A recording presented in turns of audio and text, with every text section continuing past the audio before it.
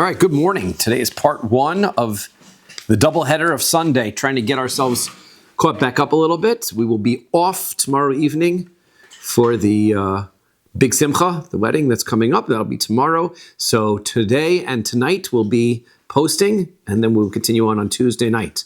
So we are at Dorash Rava Nun Daled Amud Beis. We are 7 lines down from the top.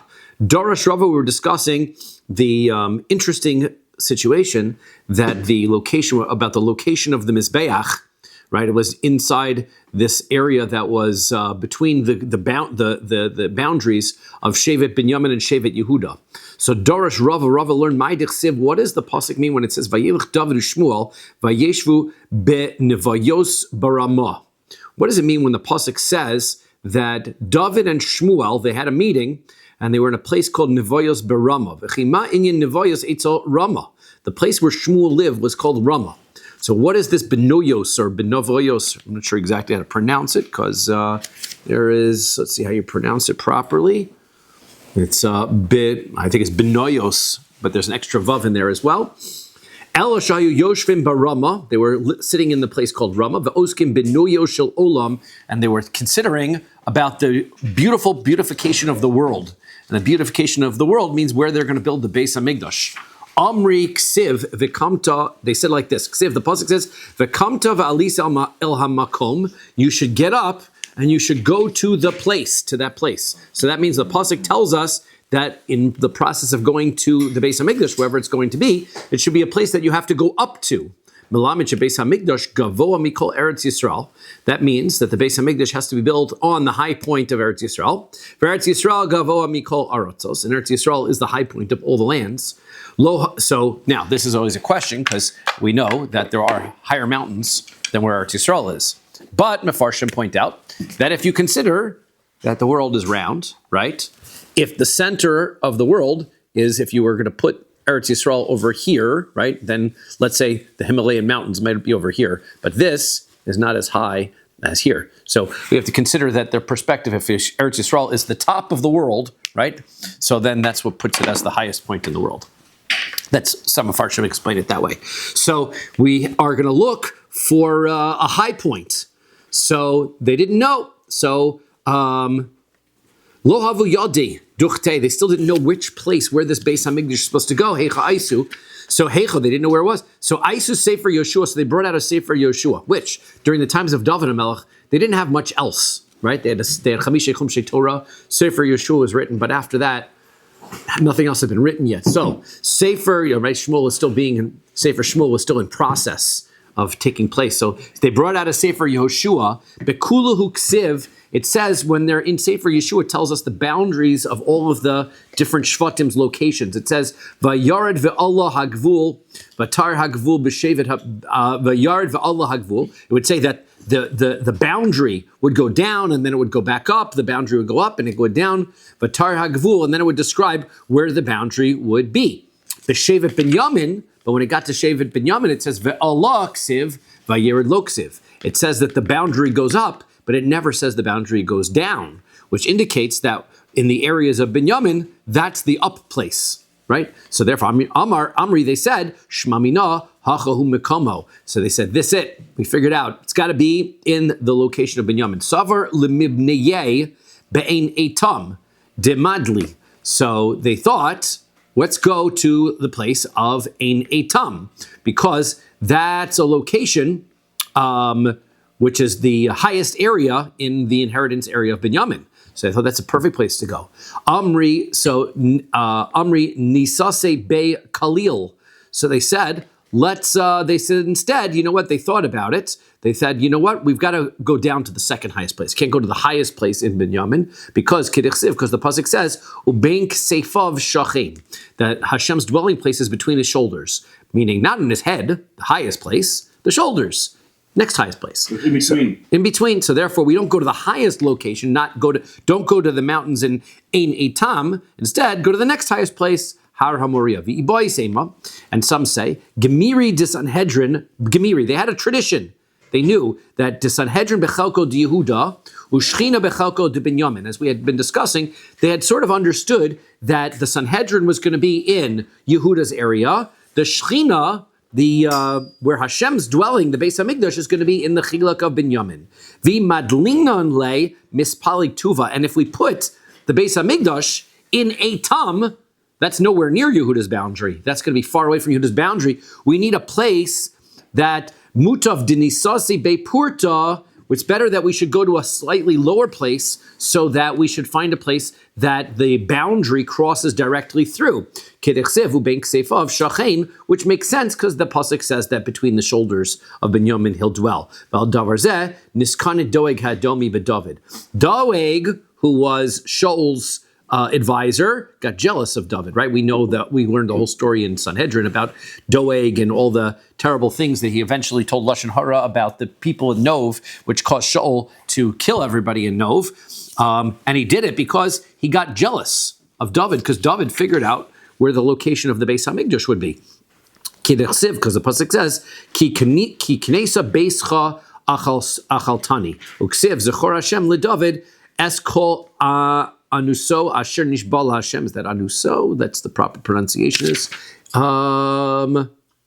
was es kol unoso. Sorry, unoso asher nishbal Hashem.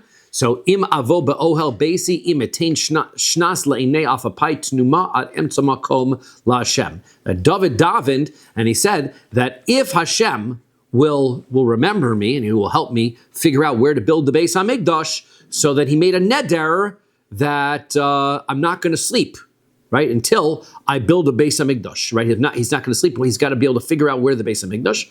And then the pasuk says in Tehillim, this is continuing in Tehillim, Kuf Lamed Beis, Hinei shema'anuha be'efrasa mitzanuha b'stei yar, right?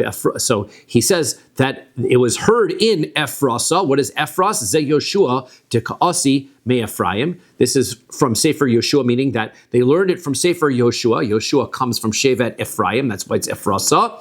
And then Mitzauna b'steyar, we found the location of Shevet Binyamin, which was in a forest. Dechsev Binyamin Ze'ev Yitraf. Binyamin is a wolf who is... Binyamin's logo is the wolf because of forestry? Because that's correct. The wolf is an animal that dwells in the forest, and therefore that's Binyamin's location. So they figured out, using Sefer Yoshua, that the location for the Beis HaMikdash was in Binyamin, and Doeg got very jealous, and of course the terrible things happened to Nov as a result of Doeg's jealousy that David HaMelech figured this out. But okay, so that's how they figured out where to put the Beis HaMikdash. It's the story of Shmuel and David sitting down and having a meeting and figuring out where the makom of the Beis HaMikdash would be. Like a board meeting. Sefer Yoshua together. That's right, they weren't Sefer Yoshua, and they figured it exactly. They had a board meeting. They had a board meeting, let's take out Sefer Yoshua and figure it out, and that's what they did.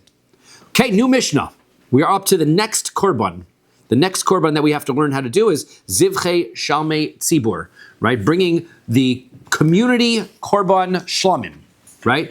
So we do that by the 2 sheep by Shavuos, right? We bring 2 sheep. And Ashamos, we also have korban Asham, which are also Kodshei Kodshim. So Elu Hein Ashamos, these are the types of korban Ashams they are, just so that you remember them all.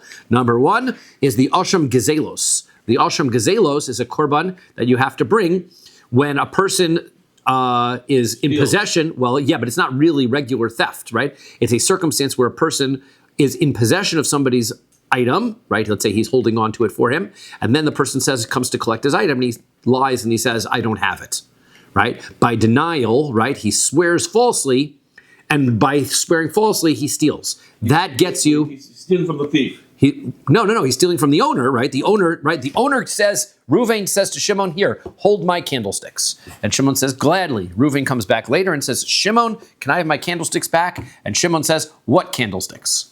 Right? So therefore, right? So that's the circumstance where you bring in Asham Gezelus. Next one is the Asham Me'ilos, is this guilt offering from Elah. We know that Me'ilah is the Avera, that a person who is using something that belongs to the Beis HaMikdash without permission. And he does it, if he does it b'shogeg, right? He does it negligently. So he has to be able to pay it back. He has to pay back the extra, and he has to bring this korban asham. Next one is the asham shifcha charufa. This is a korban that if a person has relations with a woman, she's a shifcha kananis, she's a non-Jewish slave woman, and she has been engaged to an Eved Ivri, right? So now, it's not really marriage, so to speak, so it's not really the same thing as an adultery, but it is a slight adultery because this is a relationship that is unique between a Eved Ivri who's allowed to marry a Shifcha Kananis, right? So if a person interferes in that relationship, he brings this Korban Asham of Shifcha Charufa.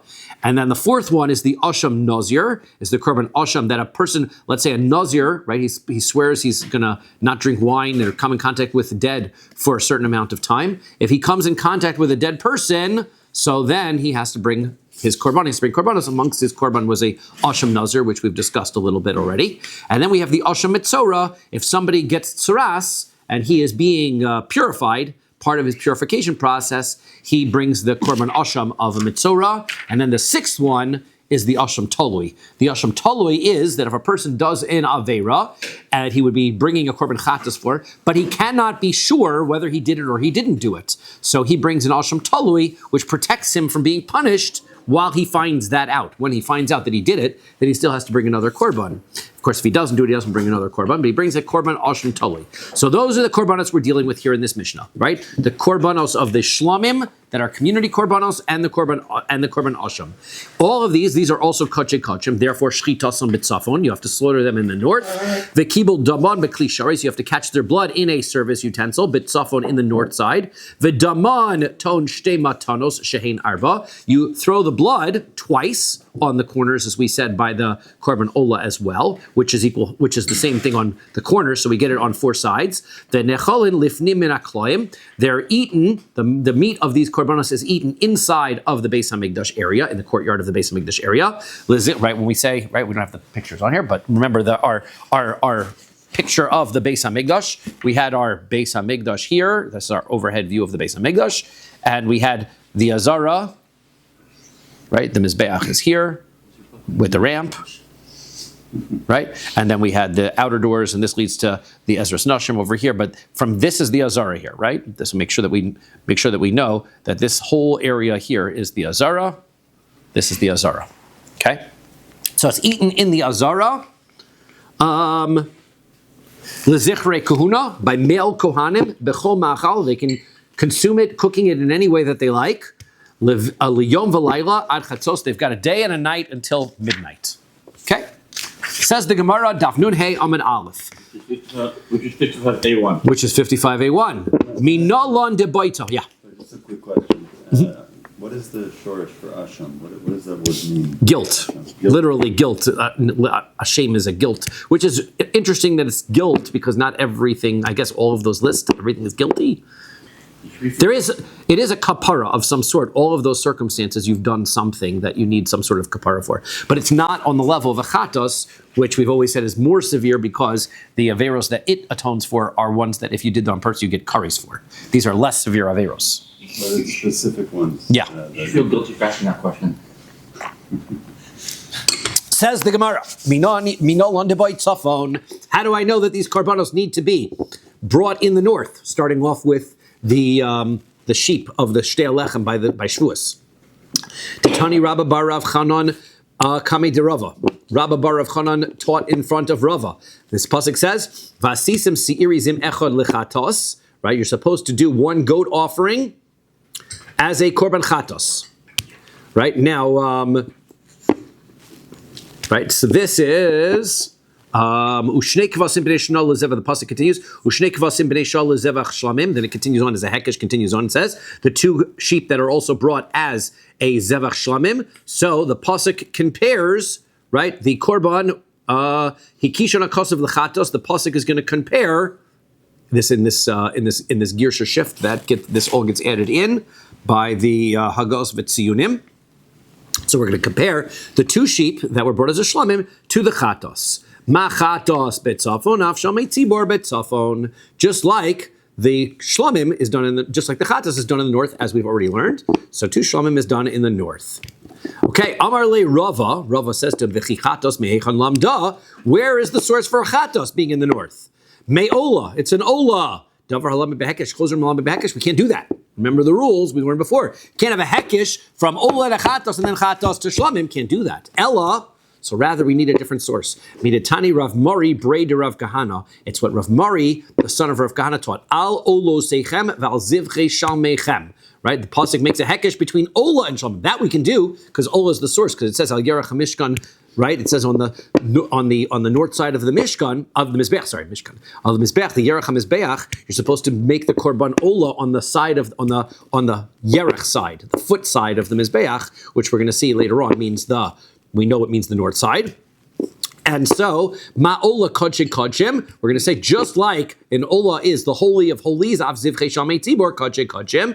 So we also know that the Shalmei Tzibor, these community korbanos that are shlamim, are also the highest level of Kodesh. Ma'ola B'tzafon Av Zivchei Shalmei Tzibor B'tzafon.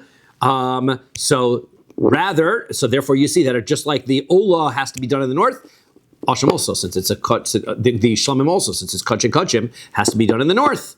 Okay, Ela Hekesha Kama Lamai also. You do have a Hekesh at the end of the day. You have a Hekesh between this Chatos and Shlamim. What's the purpose of that Hekesh then? I mean, it's not to teach me north, because that would be a double Hekesh. But what is the purpose of the Hekesh telling me a Shlamim goes to a Chatos?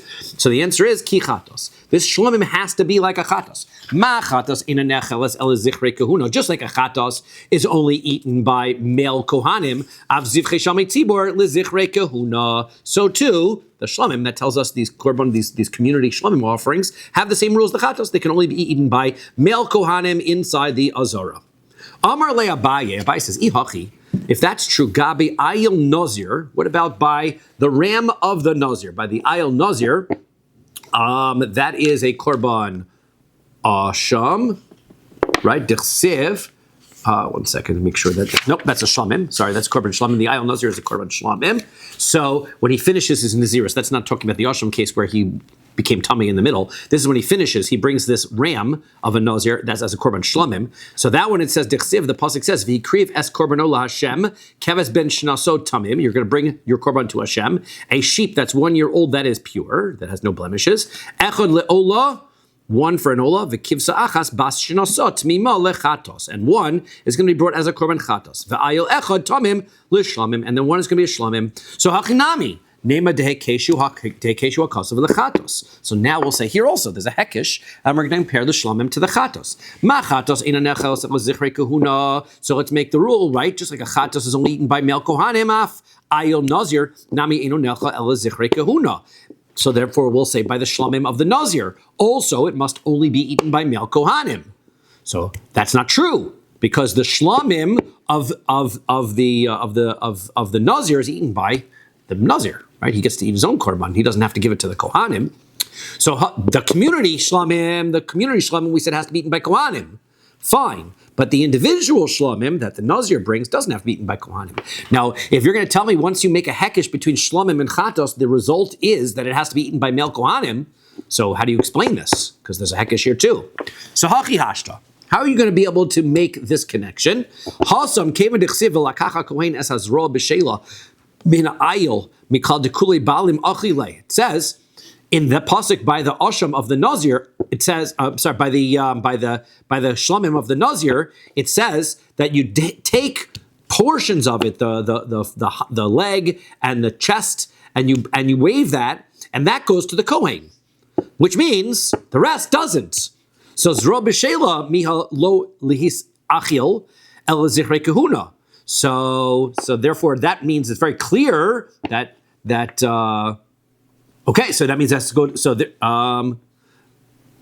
where did I just skip? That's right. I skipped a line. Sorry.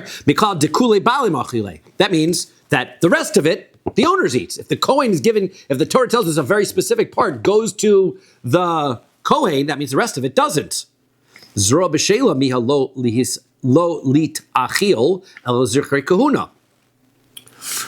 he says, okay. But then we should learn from the Hekesh that this portion that's given to the Kohen should only be eaten by male Kohanim, like the Chatos, which is not true, because that portion that's given to the Kohen can actually be eaten by the Kohen and his entire family, right? So, Kasha, so that's a fair question. So we'll leave that as a question. V'ibais ema, Or if you want, I can potentially give you an answer. Maybe the reason why is because kachi ikre, kachi kachim lo ikre. That korban of the that shlamim of the nazir, that's not a kachi kachim korban, right? It's only kodesh. It's not only kodesh. It's only kachi kalim. It's a lesser level because it's an individual korban. And kachi kalim can be eaten by the kohen's entire family, whereas kachi kachim can only be eaten by male kohanim. That's potentially the difference. That's every shlamim, right? That is every shlamim other than the community shlamim. The communal shlamim by Atzeres, by Shavuos, can only be eaten by male kohanim, as our Mishnah says. Or you can just say, Kohen's family, that's the same thing, right? Kohen. We don't want to say that because by the Chatos, that's not true. Right? The Chatos, only male kohanim. He can't give it to his family.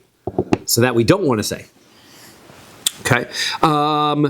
Ve'ela l'mayhu chasa itkash. So then, if that's the case, right, it's kachi kalim. So then what is the connection between this nazir shlamim and a chatos if they're not the same, right? One's kachi kachim, one's kachi kalim, and therefore the halacha is different as to who can eat it. So then what is the purpose of that connection?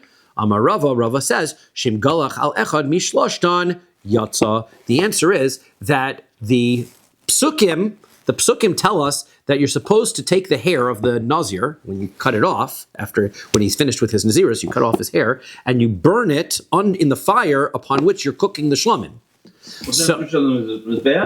No, in a fire where they're cooking the meat, right? Not in the fire on the mizbeach. In a fire where they're cooking the meat, they would cook it in a side chamber, and where they're cooking that's where they would burn the hair. So. You might think it needs to be in that for the korban only if it's done by the korban shlamim. So therefore, this is telling us no, all the korbanos are valid. So therefore, if you cut your hair before any of the korbanos, then that would be valid. That would be acceptable, right? So you bring any one of the korbanos and you cut all of your hair. Right, even if he hasn't brought the rest of the korbanos, that haircutting is acceptable. Because you might think, look, if I don't bring my korban shlamim and I cut my hair, then haven't I violated my nazirus? I got to get going again, do it again? No, because if you as long as you're bringing any one of the korbanos, that's going to be okay. You have to bring the rest of your korbanos eventually, but that's part of the service, so you're okay. Partial korban. So you could do one korban and then come back and bring the other one. And do you have to cut your hair? Yes. I mean, the whole process is not good unless you cut your hair. Correct. The last part of the nazirus is they shave his head. Yeah. For gilach, right? So we're learning here that if the haircut takes place not right at the end, not by the shlamim, but by any of the other korbanos, then that will be acceptable. Correct. We're learning that all of the other korbanos are valid for the hair shaving. Right. We'll learn the details of that when we get to nazir. But yes, that's the connection. Next Mishnah, Hatoda. Now we're going to get to the korban toda, which we said is a type of shlamim. The ayil nazir and the ram of the nazir, which we just said was a shlamim. Those are kachi kalim. So that's consistent, right? Those are kachi kalim. Shchitasam b'chol makom bazar. Those can be slaughtered anywhere in the courtyard. V'dam ta'od shtema tano shehim arba. The blood is sprinkled on the mizbeach 2 times, which is 4. And like we said, on opposite corners of the mizbeach, where the base is. And they can be eaten anywhere in the city, lechol adam, by any person. Bechol ma'achal can be cooked in any way.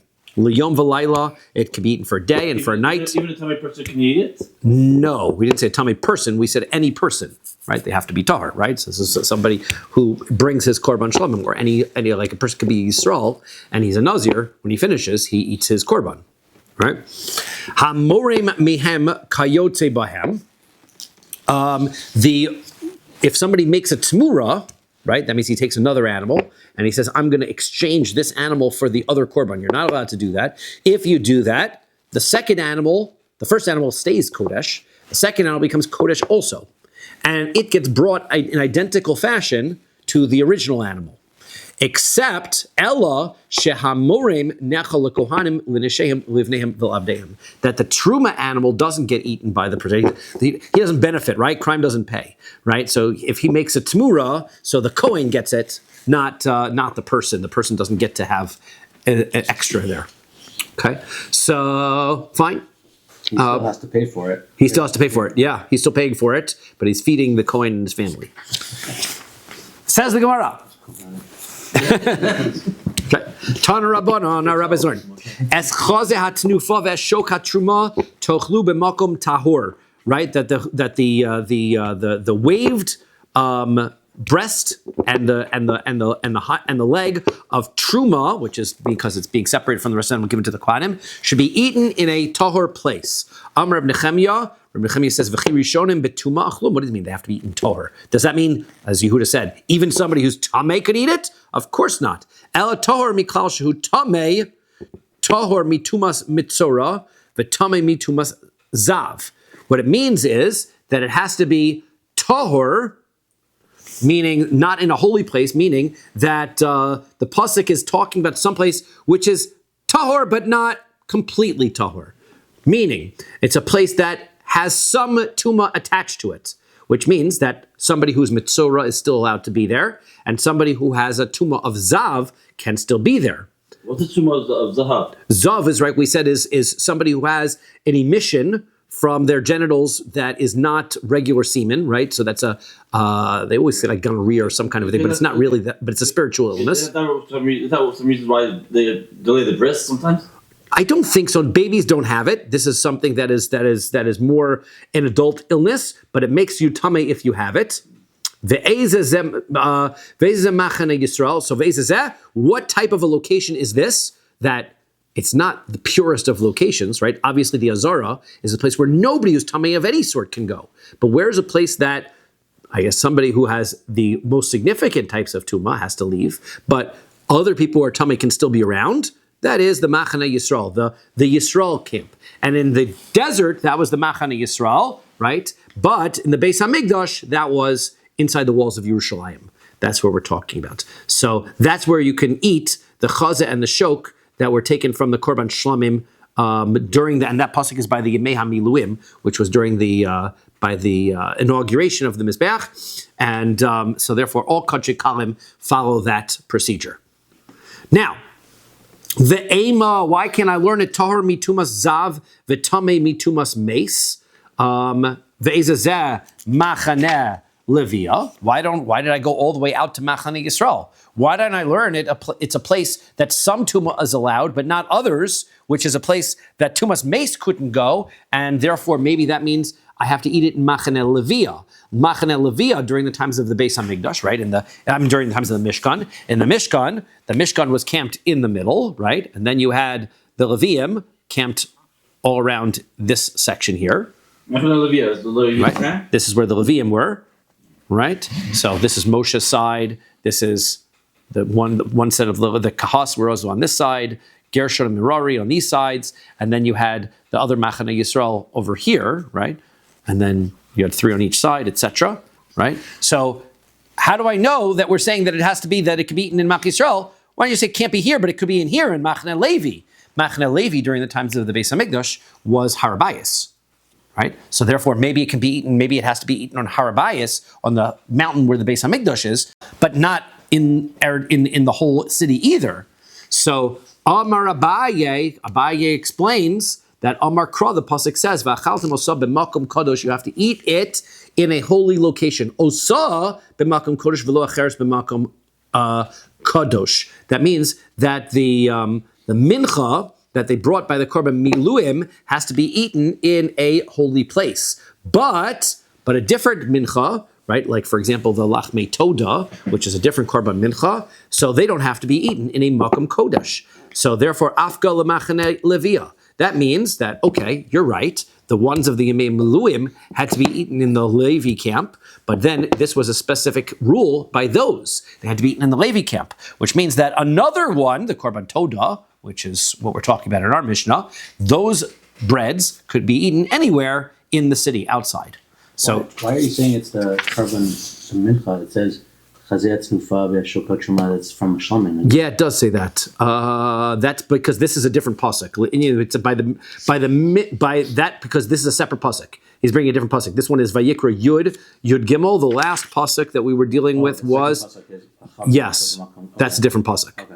Right, that other pasuk was Yud Daled, so it's one pasuk earlier. Okay. Right, the pasuk earlier is talking about the loaves of bread that were brought, and the pasuk Yud Daled is talking about the meat that was brought. So therefore, maybe the meat that was brought therefore the bread that was brought had to be eaten inside the Machane Levia at the time of Yemei Miluim, which means all of the other ones, the Kodshei Kalim, could be eaten outside in Machane Yisrael in which is Yerushalayim, the same Yerushalayim.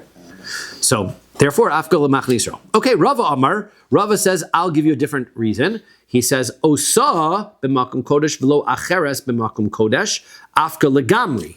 So he says, look, it says that this one has to be eaten in a holy place, and another one doesn't have to be in any holy place at all, right? This one has to be eaten in a holy place. Other ones not. So therefore, Hadar Kasav Rachmana, then the pasuk goes and says, which means you can eat it anywhere in all of Yisrael, forget Yerushalayim, go anywhere. But Hadar Kasav Rachmana, then the pasuk goes back and says, Tochlu b'makom tahor, you need to eat it in a holy place, Aylo l'machne Yisrael, and that puts it back into one level of holiness, the makom of Yerushalayim. Okay. Ve'ema Aylo l'machne Levia, l'chad d'mailin, so it says, Ve'ema Aylo l'machne Levia, well, if the way you're learning it is, you took it out of all holiness and then you put it back in, you only moved it back in one step.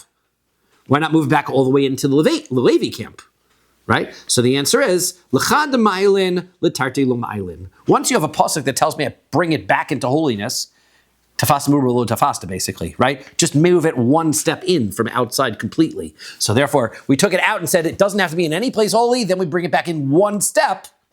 So one step only, right? We're not going to take two steps. So you can eat it in Machane Yisrael. In Machane Yisrael, who's not allowed? How is it tahor? Because it's not can't be in there. Because it's what correct? Just a mitzvah has to leave. That's correct. It's still considered a makom tahor, even though it's really tameh. That's everything else. Whenever the Torah says, that's what the Torah says. We do the same thing by we did that by Paradum also, remember? It says that it has to be brought by somebody who's tahor, which means that its full yom could bring it. Right. That was the argument that they had with the tzdukim, right? Somebody who was tameh but dipped and is going to become tahor at night. He's a little tahor, but he's not completely tahor. But the Torah says tahor. Whenever the Torah says tahor, it means yeah, but not all the way. Right? Yeah, it's the argument. So, well, then the other side is, then why say it at all, right? Just say right, the fact of the matter is that the Torah is adding these extra words for a reason. Right.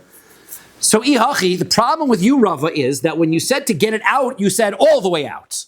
And then bringing it back in, you said, oh, no, only take one step back in. Well, afuke nama mechad mafkinum. When you're trying to throw it out, then just say, okay, take it only one step out, one. Right? So only go to Machane Yisrael. Why'd you go from Machane Levia all the way out and then back into Yisrael 1? Why not just go one step out to Yisrael and then one step back in? You're back at Levi. So why do we say Mechad mafkinam tarpta lo mafkinan? Why not that? The ode, and furthermore, lo tuchal lechol bisharecha ksiv. The pasuk says that you're not allowed to eat kodshei kalim in your cities. And that pasuk, that's in Devarim, that's a whole different pasuk, Devarim, Yud Beis, Yud Zayin. And that pasuk is telling us that you're not allowed to eat outside of Yerushalayim, right? That's also the loaves of bread of Todah. So therefore, it would make no sense to say that there would be any position that would have held that you could have eaten it outside of the Machane Yisrael. Ela machvarta kedabai. So, okay, Rava's explanation is not the best. We'll stick with Abaye's explanation for how we learned that you can eat these things how you can eat these things in Yerushalayim, and we will say Rava's answer was not as good. Okay, fair enough. We've got one answer. We don't need to. Next, Mishnah. Shlomim, regular korban shlomim, by a regular individual person. That's kodshei kalim. Those are the lower level of kodshim. Shchitasim b'kol makom. They can be shechted anywhere in the azara. Ba'azara v'dam anton shtei maton shein arba. You're going to sprinkle the blood twice, which is 4 times, like we've said. V'nechol b'chol yir, can eat in anywhere in Yerushalayim. L'chol adam, by any person. B'chol ma'achal, cooked in any way. L'shnei yamim v'layla echad. Difference is you've got 2 days to eat it, not one. You can eat it for that day, the following night, and the following day. Hamore mehem kayotze behem. If somebody makes a tmura out of them, so then the animal is the same, has the same level of kedusha. Elisha hamore nechal lekohanim l'neshem live ne'em b'lavdeim. Except for the tmura, like we said before, also only can it be eaten by the kohanim and their families. Says the Gemara Tana Rabbanan, and our rabbis learned v'shachtu Pesach Oel Moed, that you're going to do the shchita of this korban of this shlamim by the opening of the Ohel Moed, right? So it says, this is 3 times, the Gemara is going to point out that there's 3 times it says that you're supposed to shecht the shlamim by the Ol Moed. This one, Shchachto Pesach Ol Moed, that's in Vayikra Gimel. That's the beginning of Korban Shlamim. Then it says, Im Kesef Hu Makriv, if he's going to bring a sheep, so his Korban. Then it says, V'shachato so lifnei Ol Moed, you're going to shecht it before Ol Moed. That's in the same parak, but Pasuk Zayin and Ches. Then it says, continues on, and it says, Im Eiz, here's the deal if it's a goat, V'shachato so lifnei Ol Moed. Again, you slaughter it in front of the tent of meeting, which is Pasuk Yud Beis and Yud Gimel. So right there, within a span of 12 or 13 psukim, says 3 different times you're shechting it in front of the Ol Moed. So that means lahachshiras kol haruchos bekodshim kalim. That's to tell me that all of the directions, right, not just the north, 3 additional directions are kosher for shechting the korban shlamim. Okay, so that's the ultimate source. Okay, so then, right, kal v'chomer tzafon. Now, if you could do all the other 3 directions, I don't need a pasuk for the north, because for sure the north is okay. If the other 3 directions okay, then for sure the north is okay. Ma kodshei kodshim shelo hukshur b'chol haruchos hukshur b'tzafon. If when it comes to kodshei kodshim, right, that one is only allowed in the north, and you can't use any of the other directions. Kodshei kalim, the lesser korbanos, shehukshur b'chol haruchos, those can be slaughtered anywhere in all directions. Did shehukshur b'tzafon? For sure it's okay in the north. Well, right? unless you say, oh no, the north is reserved for... Oh, very good. You know where we're headed. Good. Very good. Okay. So this is what happens when you learn enough Zevachim, you know where the Gemara is headed. Rabbi Elazar Omer, Rabbi Elazar says, Lo nemar akosev ela lahachshir tzafon. You can't learn it from a kavachomer. There's an extra pasuk, right, in order that you're going to need one of these psukim in order to tell me that the north is okay for kodshei kalim as well. The Gemara is going to explain which pasuk it is, according to Rabbi Eliezer. So now, sheyachol, because I might have thought v'halo dinu. He says, maybe I would have thought it was a kal v'chomer. If kodshei kalim are acceptable in all directions, where those directions are not acceptable by the Holy of Holy offerings, kodshei kodshim so kodshei kodshim are only acceptable in the north. For sure, north is acceptable. That's the kal v'chomer we just said, and Rabbi Eliezer does not like it because he says, Tamad Lomar, the pasuk says, Ushchato Pesach Ol Moed, you shall shecht it on the opening of the Ol Moed, meaning Lifnei Ol Moed, Lifnei Ol Moed. Right? It's supposed to do the 3 psukim, telling me that you can even do it in the north. So, B'mai Kamiflagi, what is the argument here? So what's Rabbi Elazar saying? That it's only in the north, or it's not? That you need a pasuk, because you might have thought that but it comes to kodshei kodshim, only the north is acceptable, not the other directions. Then when you look at the kodshei kalim, it means only the other 3 are okay and not the north. Okay. Right? So therefore, you need a pasuk to tell me that. So it's agreement that the north is fine. It's just a question, is it a kal v'chomer or is it a... No, actually the way that, correct, yes. No, you're right. That's exactly right. Yes. Because is it a kal v'chomer or not, right? From the kal v'chomer, he's saying the kal v'chomer is not acceptable because basically you're just showing me that kodshei kodshim have one space and kodshei kalim have a different space. How's there a kal v'chomer there? So the answer is from the pasuk. So now, b'mai kamiflagi, what are they arguing about? Tana kamasover tlosa kroi ksivi. One opinion says there's 3 different extra psukim here. Chad legufei, one to tell me that the law itself did me by Pesach Omoid, which means that the door of the Beis Hamikdash must be open when you do the shechita. Right? You can't, they had a door that could close on the Beis Hamikdash. If the door is closed, right, can't shecht the korbanos. You need the door to be open.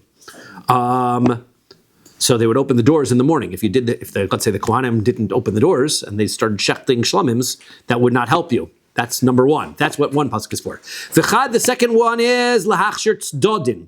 So that's to tell me the sides of on the side of the heichal. Right? I took down my diagram of the Beis Hamikdash and the Heichal. So here. Right. So this is my Azara. So I need a pasuk to tell me the sides, right? Over here and over here, because this is in front of the doorway, pasuk number 1. Is this in front of the doorway? Is this in front of the doorway? So not so. So therefore I need a second pasuk to tell me those parts are also. Then v'chad is to tell me lifsol tzidei tzadin. So they tell me that the sides, right, which Rash is going to say the tzidei tzadim are going to be this location over here. That's going to be no good. And why? Because we're gonna see why that is.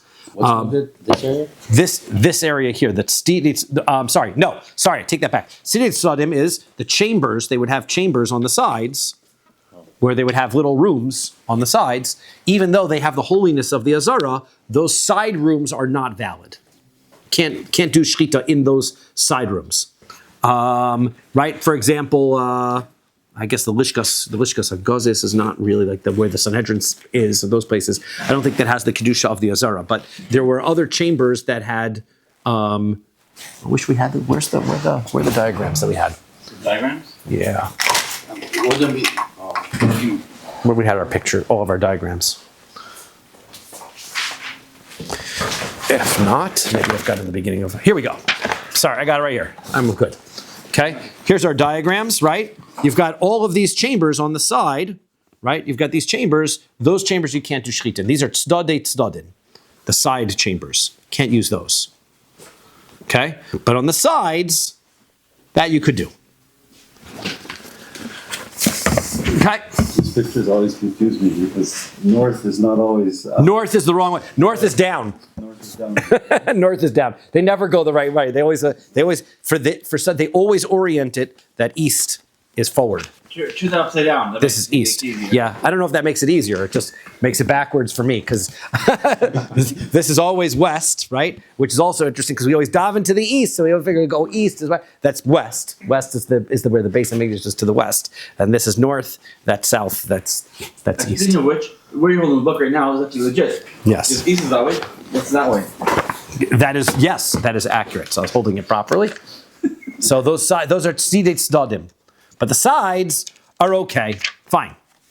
So now, and tzafon lo itzrichra. I don't need a pasuk to tell me the north side, right?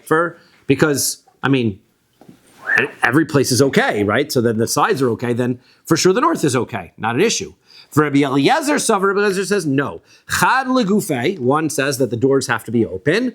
By Pesach Oel Moed. You need the doors to be open. V'chad lahachshir tzafon. Then you need a pasuk that tells me the north side, right? That's second. And then v'chad lahachshir tzadin. Then the third one is to tell me that the sides are okay. Tzidei tzadin lo tzrichra. I don't need a pasuk to tell me the side chambers are not good, right? That's for sure. They're not lifnei ol moed. They're inside a chamber. So therefore, they're not. Those are for sure not good. He doesn't need a pasuk to tell me that. Okay. So ultimately, lahalacha, right? No difference between the two opinions. It's just how you are learning it from a kal v'chomer or you're learning it from the psukim. Okay. So now. Ma'ishna hacha dechsiv Pesach oed moed, u'ma'ishna hasam dechsiv lifnei oed moed. If you take a look at the psukim, right, at the beginning of it, first it says that you're going to slaughter it by the opening of the oed moed, and then by later on it says lifnei oed moed, in front of the oed moed. So why the switch? Kamash Malon, Kid Rav Yehuda Amar Shmuel. The answer is, it is to teach me that, like what Yehuda says in the name of Shmuel. Damar Rav Yehuda Amar Shmuel, Rav Yehuda said in Shmuel, Shlomim sheshchaton kodem sheyiftechu dlasos ha'heichal psulin. If they do the shchita before the doors of the Beis HaMikdash are opened, so then they're puzzled. Now, in the doors of the Beis HaMikdash, they had doors, they had real doors, solid doors, and then they had curtains, right? The doors, were they gold or were they regular? They were... I cannot remember. I know the Shar of Nicanor were made of brass, polished brass, but I want to say the ones in the Beis HaMikdash themselves were wood, but I cannot recall. I will look that up and see. So the doors of the Heichal have to be open. The curtain can remain closed, right? Like we have a parochas over our Aron Kodesh and a door. The door has to be, right. So that's for privacy. The curtains are there for privacy, right? And so you don't see directly into the Beis HaMikdash. But the doors have to be open. There's doors and there's a process? Yes. The entrance to the Heichal? Yes. At the entrance to the Ulam, actually, is where we're going to be. Yes, and the Heichal. Yes. Oh, both. Okay. Yep. So the both have to be opened, right? You have to be able to open the doors of the Heichal in the morning. Shenamar, the pasuk says, "Ushchaktu Pesach Oel Moed." Right? You're supposed to do shchita by the opening of the Oel Moed. Bismanchu Pasuach, it has to be open. V'lo bismanchu no, not while it is closed. It marnami, it has also been said, Amar Mar Ukva Bar Chama, Amar Rabbi Yossi Berbi Chanina, Shlomim sheshachtan kodem sheyipaschu delosos ha'heichal psulin. Shlomim, that you shecht it before you open the doors in the heichal, is pasul. Shneimar, the pasuk says, Ushchato Pesach Omoid, you have to shecht it by the opening of the Omoid, Bisman she Pesach heichal pasuach, when the opening of the heichal is open. V'lo bisman shu not while it is closed. B'marava masni hachi, in Eretz Yisrael, they taught it like this. Amar Rav Yaakov Bar Acha, Rav Yaakov Bar Acha says, Amar Ravashi, Shlomim sheshchatan kodem she pasku dosos heichal psulim. If you shech them before you open the doors of the Beis Hamikdash, it's pasul. But by the Mishkan, the difference is kodem she'amidu leviim as hamishkan. If you shecht it before, the leviim would put up the Mishkan. We're going to learn that the first step when they would arrive, they would if they put the Mizbeach down, but they hadn't put up the Mishkan yet. So then. If the Mishkan was not up and they shechted the Korban Shlomim, that's possible, right? The Mishkan has to be fully erected in order for you to be able to shecht the Korban Shlomim. Okay, good. Why is it only Shlomim, but what about Chatas? I think that it would be... It has to be open? Well, you wouldn't have, might be even worse by a Chatas because you don't have a north side of Nazar. You don't have Nazara under that circumstance.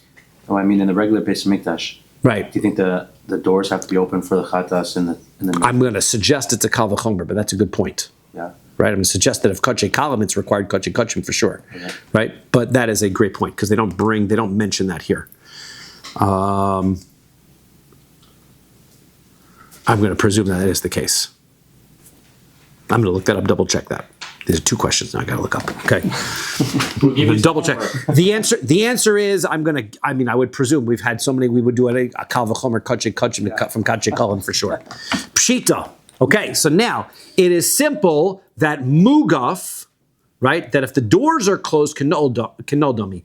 Vilon, what about if there's a curtain there? What will be the halacha there, like we were talking about? I jumped ahead to be able to tell you the answer already. Amar Rab Zera, hu atzmo ein nasa ela kepesach pasuach. That curtain is only there so that when the doors open, it's only there for modesty purposes. It's not there to be considered closed. Okay, so now, govha mai. What if you have some kind of mechitza in the way? Right, so let's say there's some kind of objects, a pile of dirt, or somebody puts down some wood that you're going to put on the mizbeach. Let's say you've got that in the way. What happens then? So toshma. So we come and listen to Tanya, Rabbi Yosef, Rabbi Yehuda Omer, Shnei pashbishin hayu bebeis hachalifos. There were two side doors that were by the chamber of knives. So in this heichal here, this ulam here, this section over here, what was going on over here? You had storage areas on either side. They call these the beis hachalifos. They would store their knives and things for shchita and such in these areas. There was a passageway over here, in this area here. So this, they actually have a nice little look at it. Pishpesh katan. Small doors. It looks like it wasn't a full door, according to this little picture here. It looks like it was just like a little cutout in the brick to be able to make some kind of little opening in the corner. Okay, it's very slim passageway. Yeah, very slim passageway, but it opened up into the ulam, right? And vegova shmona, right? It was 8 amos tall. It was 8 amos high. Kedei lahachshir es ha'azara kula. And that way, right, it had to be done. All of these korbanos had to be done opposite an opening of the Beis Hamikdash, but the opening is only in the front. So the answer is they made these openings to the back so that this whole back area is also now open to the Beis Hamikdash. Right, so that works. Is it also open inside? So this has to be probably according to the opinion that says that the ulam has the kedusha of the heichal. Remember, we had talked about the opinions whether the heichal has kedusha the same level as the ulam. Well, then this is going into the ulam, not into the Beis Hamikdash. So then the answer is the door's open, right? So now this holiness spreads into this area, and now I've got this doorway to the back, and now I'm opening I have an opening facing where I'm going to be bringing these korbanos. Fine. Right, so that was for achilas koche kochim, so you can eat the koche kochim anywhere now in this azara. Ulashchitas koche kalim, and now you can do shchita anywhere in the azara because the opening is going to be there, and you've got your lifnei ohel moed taken care of. My lav deika kamaihu gova shmona. What did that mean? That they had a height of 8. Doesn't that mean that what they did is they made this little entrance and then they put a mechitza in front of it that was 8 amos tall in order to cover it up so that it would be modest? So the answer is lo. De gevihu inhu shmuna. The openings themselves were 8 amos tall, right? So therefore, there was nothing there in front of them. If there was something covering them, then in fact that would be a problem. Okay, so problem is meisvei. We asked the following question: Kol ha'sha'arim shehayu sham govhan esrim ama v'rochban eser ama. The rule is that all of the doorways in the Beis Hamikdash had a consistent height and width. They were always 20 amos tall and 10 amos wide, right? So the door to the Beis Hamikdash would have been, right, 20 amos tall, 10 amos wide.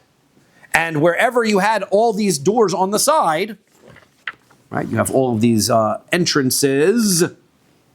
So to get from the Beis Hamikdash to the Holy of Holies, there was a very narrow pathway, right? Sorry? To get from the Beis Hamikdash to the Holy of Holies was like a narrow pathway? Well, yes, because that was a regular wall. There was no opening over there. That's to get to the Beis Hamikdash to the Holy of Holies, right? But this is your going to be 20 amos tall and 10 amos wide. So too, I would presume that we're talking about all of these gates are also 20 amos tall, 10 amos wide. Okay, so now, how could you say this little thing on the side here is 8 amos tall? Because you just gave me a general rule. They're all 10 amos tall, 20 amos tall, 10 amos wide. Is it a door or is it just a little hole to allow? So now the answer is, yep, you're always ahead. Pashpish and Shani. These are a little bit different. They're not really doorways. They're only there as little openings in order to be able. They're vents for the sake of making the rest of the area serviceable for the korbanos. Yeah, v'ha'ika tzadin, but still, I mean, the original thought is that the doorways it says that we put it in the back wall. So they were thinking that maybe you put them here. So if you put them here, right, then this area I understand is good, but this area here is to the side, it's not facing any opening. So the answer is, de pasachlu b'kern zavis. They put the opening in the corner, right? The opening is here in the corner, so that way you have taken care of this side and all the way around, okay? Maybe for some reason there's overflow and you need to shut it back there. You're good, right? You got lots of room. But the problem is going to be, achore beis hakapores, what about the back? Right? Can you use is the back of the Beis Hamikdash no good? So the answer is so Toshma comes Rav Yehuda Amar Rav, Lul Katan Haya, Achore Beis Hakapores. There was a little hole, right? A little window that would go from behind the Kodesh HaKodashim to the Azara.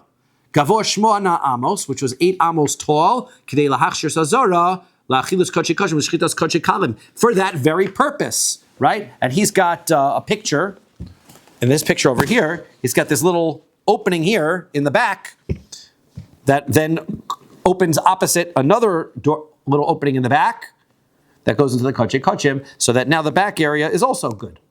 Right? You've got openings in all directions for that purpose.